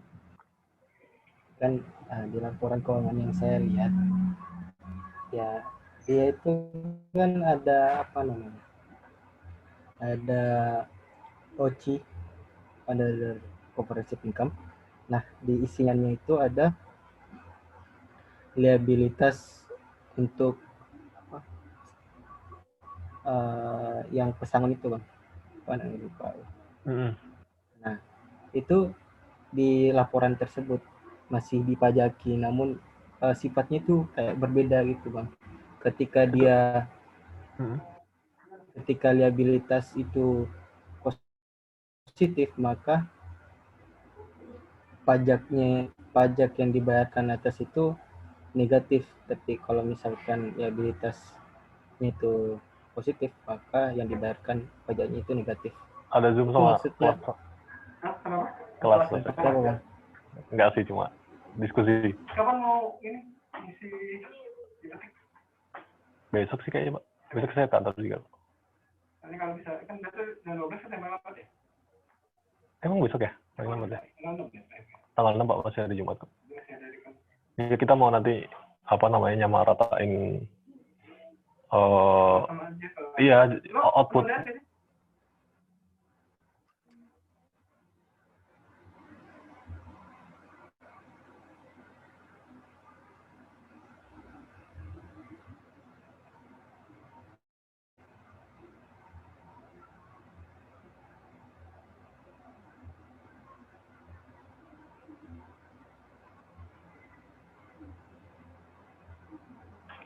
Halo, sorry, di kantor soalnya biasa, jadi ada gangguan. Tadi akun liabilitas itu adanya di OCI. Seingat saya iya, Bang. OCI itu Order Comprehensive Income bukan? Atau ada singkatan lain dari OCI yang saya nggak tahu? Order Comprehensive Income. Order Comprehensive Income ya? Iya, Bang. Nah, yang ditanyakan, ada efeknya sama perpajakan atau nggak gitu? Iya. Gimana? Iya, Bang. Ada. Nggak, maksudnya yang ditanyakan itu bukan? Iya, Bang. Ada apa enggak? Iya, jadi memang OCI ini kan produk dari konvergensi IFRS sebenarnya.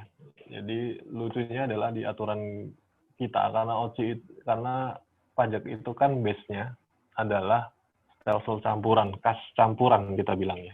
Sementara OCI itu kan akrual murni gitu. Jadi bisa jadi OCI itu adalah penghasilan-penghasilan atau beban-beban yang sebenarnya nggak ada arus uang atau arus barangnya. Gitu. Itu produk dari akrual murni. Sehingga di perpajakan kita belum diatur masalah Order Comprehensive Income. Karena kita mengacunya perpajakan itu adalah realized ketika direalisasikan baik penghasilan atau biaya.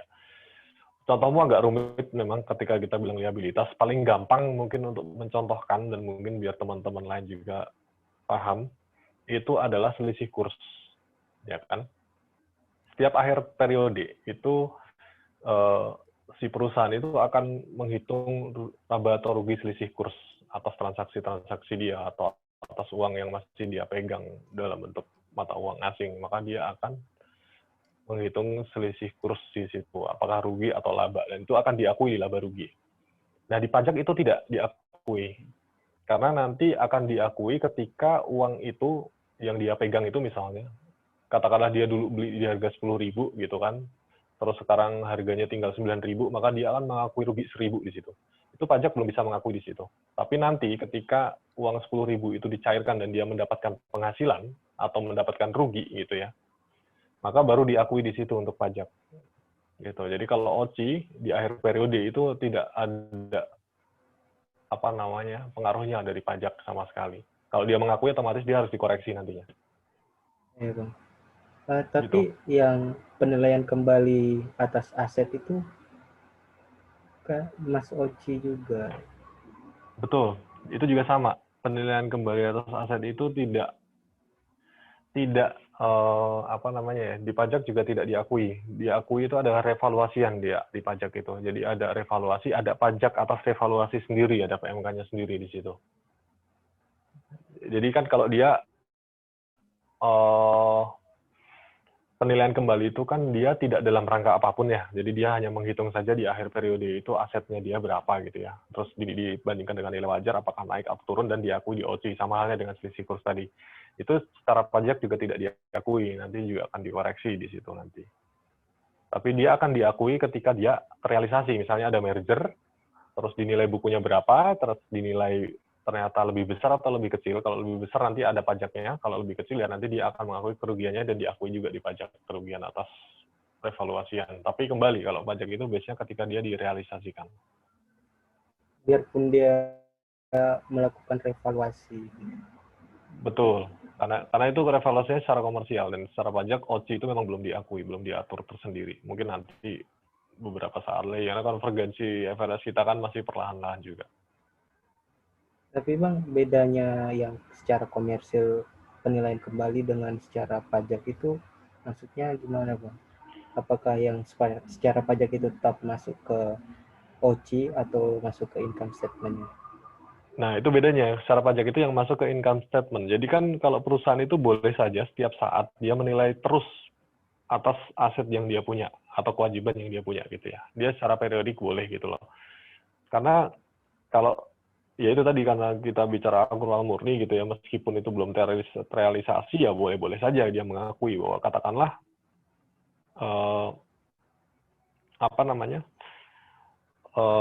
tapi biasanya kalau revaluasian itu atas aset, kalau yang lain kan dia pakainya penyusutannya tetap ya, karena kita konvergensi, meskipun konvergensi kita belum pakai impairment sama revaluasian murni, jadi dia tetap boleh saja menilai gitu loh, tidak dengan gitu. Setelah saya nilai itu HP gitu kan, perhitungannya 4 tahun, terus penyusutannya katakanlah saya beli HP 10 juta dipakai selama 4 tahun, penyusutannya makanya setiap tahun 2,5 juta, padahal HP itu di tahun pertama dropnya gede banget gitu katakanlah, sehingga nilai bukunya tinggal 5 juta.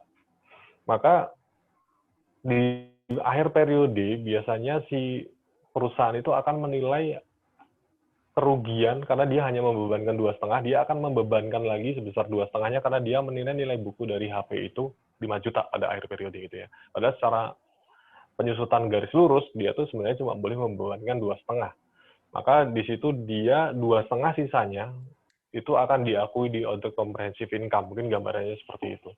Untuk revaluasian. Jadi semua aset itu boleh seperti itu kan secara komersial. Tapi secara pajak tidak boleh, karena kita harus mengacu di undang-undang kita.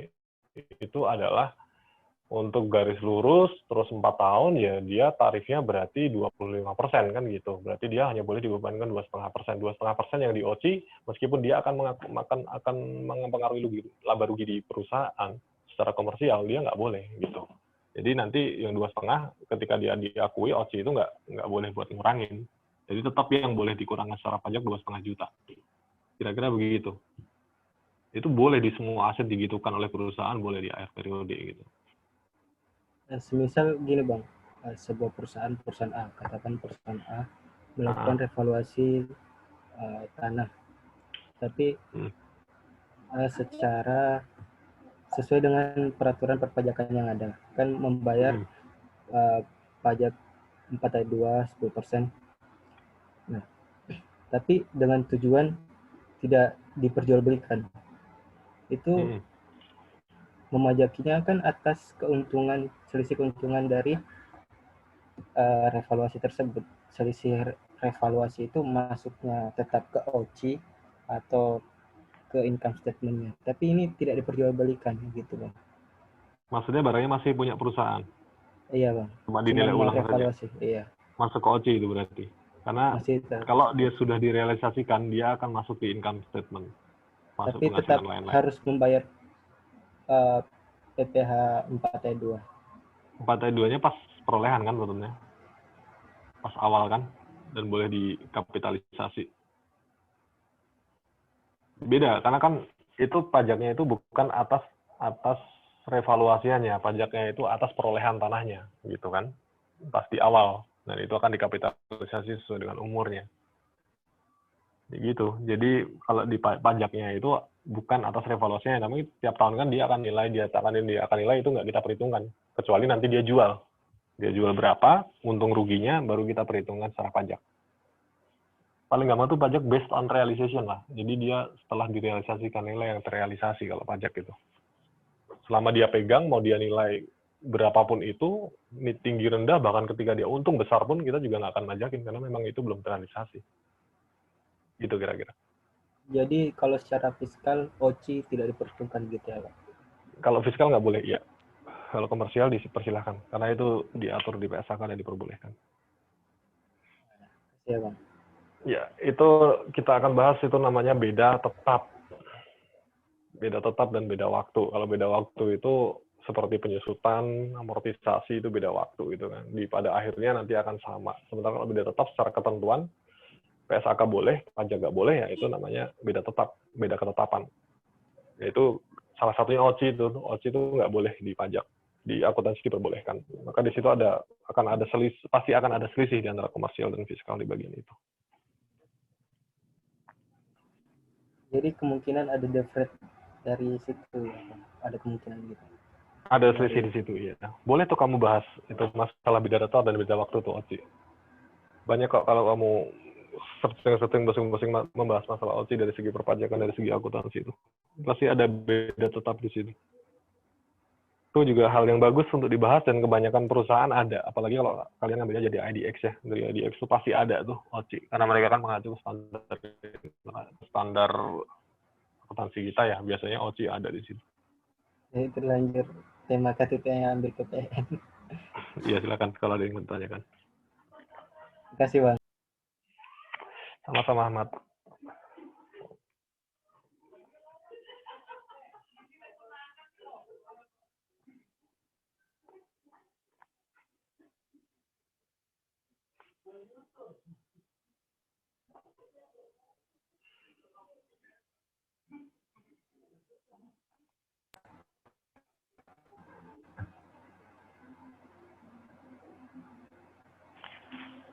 Masih ada yang mau ditanyakan?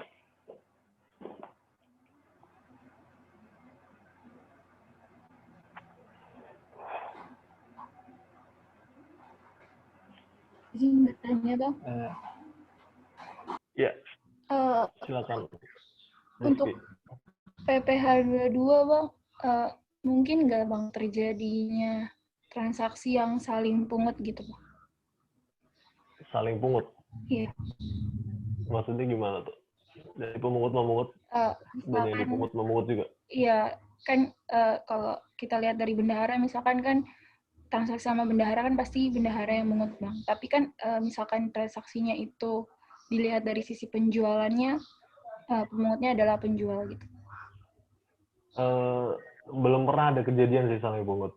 Karena pasti ada satu pihak yang memungut dan satu pihak yang dipungut gitu.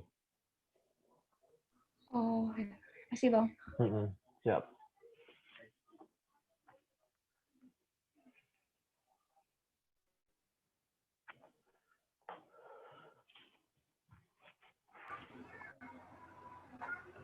mau tanya sedikit lagi Bang buat Siap. tes ingatan. Kalau misalkan pembelian atau penjualan secara cicilan, untuk PPN-nya itu kan ada dua termnya, ketika penyerahan atau ketika pembayaran. Nah, kan di akuntansi tidak ada seperti itu. Nah, semisal PTA itu menjual gedung, biasanya menjual gedung, kemudian si B ini membeli gedungnya dengan uang muka terlebih dahulu. Namun si PTA ini langsung menyerahkan gedungnya kepada B secara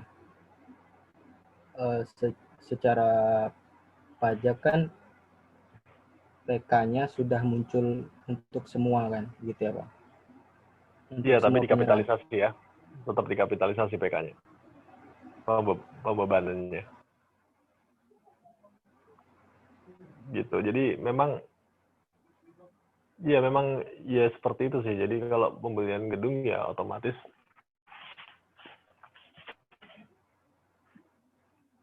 tapi tetap PK-nya itu di jurnalnya semua keseluruhan gitu, atau tetap dikapitalisasi semua dikena. Kalau PK itu kan sesuai dengan yang dibayarkan ya, otomatis kewajibannya kan akan timbul ketika ada pembayaran atau penyerahan gitu ya. Maka PK-nya semua harus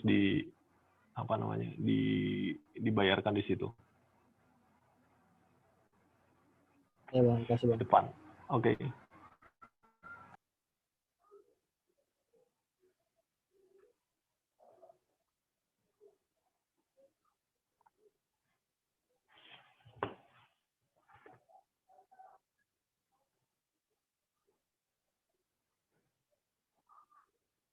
Ada lagi?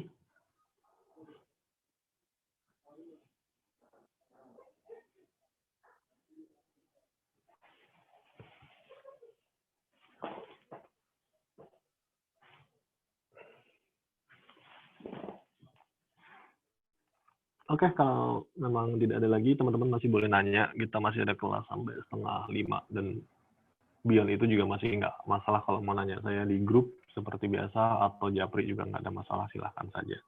Tapi sesi Zoom ini, kalau memang sudah tidak ada yang mau ditanyakan, saya tutup dulu. Dikit lagi Bang, dikit. Boleh. Gimana? Kan tadi ketika kita telah membuatkan rekonsiliasi fiskal itu ketika laporan keuangan sudah terangkum, sudah dibuat. Betul. Nah, berarti beban pajak yang sudah ditetapkan oleh perusahaan pasti sudah ada. Betul. Nah, apakah setelah rekonsiliasi itu perusahaan membuat lagi income statement yang baru untuk menyesuaikan beban pajak yang baru karena subsidiasi atau enggak Bang? Itu nanti kita bahas besok ya. Jadi kalau secara komersial ya tetap tidak ada perubahan, karena kan kembali ke saya tadi bahwa laporan keuangan komersial itu disusun berdasarkan PSAK, di mana laporan keuangan fiskal tidak termasuk di dalamnya.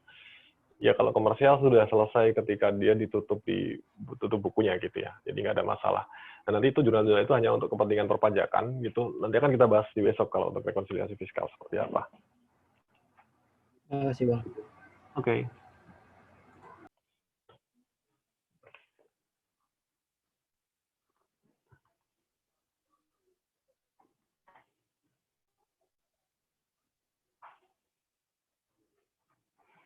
Jadi gitu ya teman-teman. Semoga tidak semakin bingung. Kalau bingung nggak apa-apa. Masih boleh tanya sama saya kapanpun itu. 24 jam, 7 hari seminggu. langsung tanya saja, nggak perlu nunggu sesi perkuliahan kita, nggak ada masalah. Gitu. Jadi emang agak cukup membingungkan, agak cukup banyak jurnal-jurnal tambahan yang harus teman-teman quote and quote hafal gitu ya. Tapi kalau teman-teman udah dapat logikanya sih sebenarnya nggak perlu dihafal. Kira-kira gitu dulu sesi Zoom kita siang ini. Besok malam kita masih ketemu lagi. Kalau masih mau bertanya silahkan di WhatsApp grup boleh. Japri ke saya juga boleh, nggak ada masalah. Jadi ya teman-teman, kalau kita kurang lebihnya mohon maaf. Billahi taufiq wal hidayah. Terima kasih atas perhatiannya. Wassalamualaikum warahmatullahi wabarakatuh. Jangan lupa jaga kesehatan dan selamat melanjutkan aktivitas. Terima kasih teman-teman. Terima kasih, Kak. Terima kasih, Pak. Makasih, Bang. Terima kasih, Kak. Terima kasih, Pak.